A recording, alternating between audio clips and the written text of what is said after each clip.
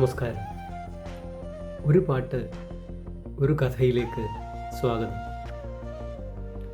ഒരൊറ്റ ട്യൂൺ വെച്ച് ഇന്ത്യയിലെ വ്യത്യസ്ത ഭാഷകളിൽ ഹിറ്റ് പാട്ടുകൾ ഉണ്ടാക്കിയ കഥ നിങ്ങൾ കേട്ടിട്ടുണ്ടോ?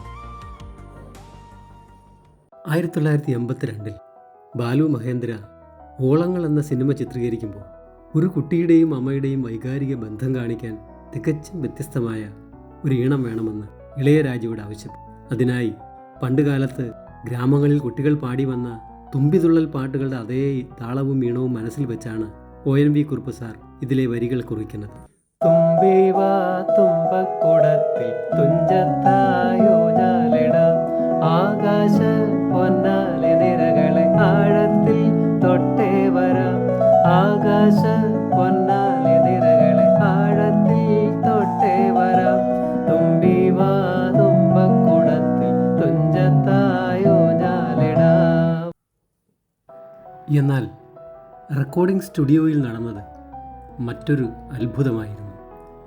ഈ പാട്ടിൻ്റെ കമ്പോസിംഗ് കഴിഞ്ഞ് കേട്ടപ്പോൾ തന്നെ ഇതിൻ്റെ ഈണം ഏതൊരു അതിരുകൾക്കും അപ്പുറത്തേക്ക് വളരുമെന്ന് ഇളയരാജയ്ക്ക് തോന്നി. അങ്ങനെയാണ് ഇതേ ഈണം തന്നെ അദ്ദേഹം പിന്നീട് തമിഴിൽ സംഘത്തിൽ പാടാത്ത കവിതൈ എന്ന പേരിലും തെലുങ്കിൽ ആകാശം ഏനാടിതോ എന്ന പേരിലും പുനരവതരിപ്പിച്ചത്.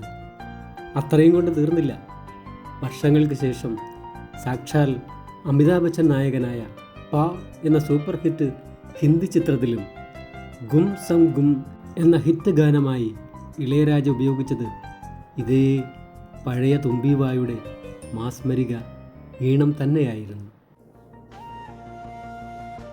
ഇത്രയധികം ഭാഷകളിൽ റീമേക്ക് ചെയ്യപ്പെട്ടിട്ടും കേൾവിക്കാരുടെ ഹൃദയം തൊട്ട യഥാർത്ഥ മാജിക്ക് ജാനകിയമ്മ പാടിയ ആ മലയാളം വരികൾ തന്നെയായിരുന്നു.